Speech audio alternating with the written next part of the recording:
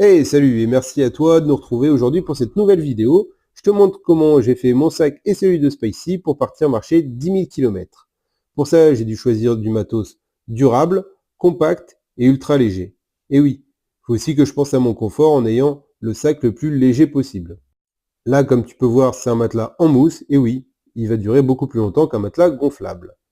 Niveau vêtements, j'aurai 2 tenues dans le sac et une tenue sur moi. Et oui, il faut que je puisse pallier aux intersaisons. Côté nourriture, j'aimerais approvisionner principalement dans les supermarchés parce que lyophilisé ça coûte cher et t'en trouves pas partout.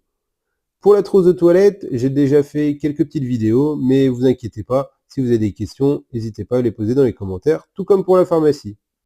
Et voici le harnais de Spicy. Alors, elle va porter les 3/4 de ces affaires-là, plus quelques croquettes qu'on va se réapprovisionner pour elle. Bien sûr, on a nos passeports et son carnet de santé plus sa mutuelle. C'est super important pour être en sécurité.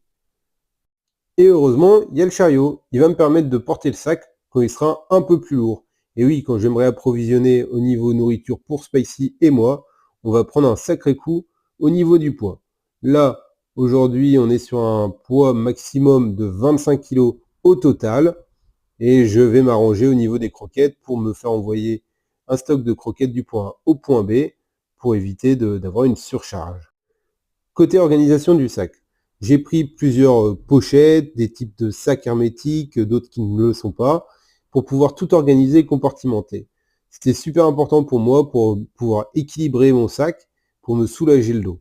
J'y tiens vraiment à ça parce que c'est du confort. En parlant de ça, j'ai pris une banane et une petite sacoche pour pouvoir mettre un peu plus de poids devant et avoir un meilleur équilibrage au niveau du sac.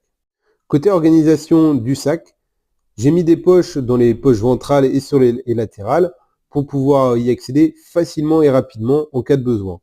Par exemple, le papier toilette, je l'ai mis en priorité, on ne sait jamais ce qui peut arriver. Du coup, tu te doutes bien, tout ce qui est moins important, je l'ai mis dans le sac, comme la tente, le sac de couchage, les croquettes de Spicy, enfin, pas celles de journalière, mais tous en stock. Comme ça, c'est plus facile à gérer. Et tu vois là la petite boîte bleue?